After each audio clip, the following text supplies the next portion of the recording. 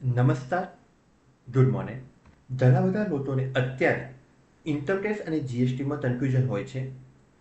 એમના મતે ટેક્સ એટલે જીએસટી અને ઇન્કમટેક્સ બંને એક જ હોય છે. પરંતુ આપણે જોવા જઈએ તો આપણે ત્યાં ઘણા બધા જાતના ટેક્સ વેરાઓ હોય છે. જેમાં આપણે જ્યારે કોઈ પણ જાતની મિલકતનું ખરીદી કરીએ ત્યારે દસ્તાવેજ બનાવતા ટાઈમે આપણે સ્ટેમ્પ ડ્યુટીનું પેમેન્ટ કરવું પડે છે.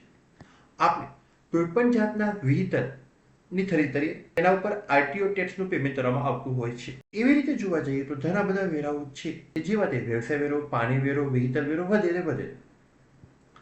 અહીં આપણે મુખ્ય ઇન્કમટેક્સ અને જીએસટીમાં જે કંઈ આપણું કન્ફ્યુઝન છે એને દૂર કરવા પ્રયત્ન કરીશું.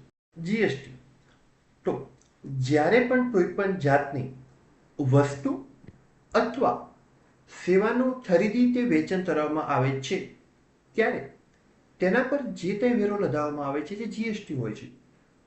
આપણે ઘણીવાર જોયું હશે કે આપણે જ્યારે મોબાઈલની કે કોઈ પણ એવી વસ્તુની ખરીદી કરીએ ત્યારે તેના બિલમાં વસ્તુની કિંમત અને જીએસટી હોય છે. એસજીએસટી, સીજીએસટી તરીકે બતાવેલું હોય છે.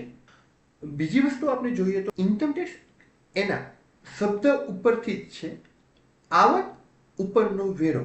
આખા વર્ષ દરમિયાન આપણી જે કંઈ આવક હોય તેના ઉપર આપણે સરકારને ટેક્સ ભરવાનો થતો હોય છે.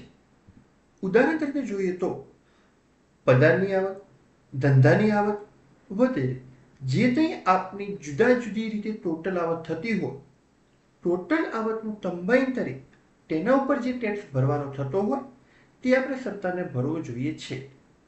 તો અહીં આપણે બંને વસ્તુ વિશેનું આપણું કન્ફ્યુઝન દૂર કર્યું, ઇન્કમટેક્સ અને જીએસટી વિશે.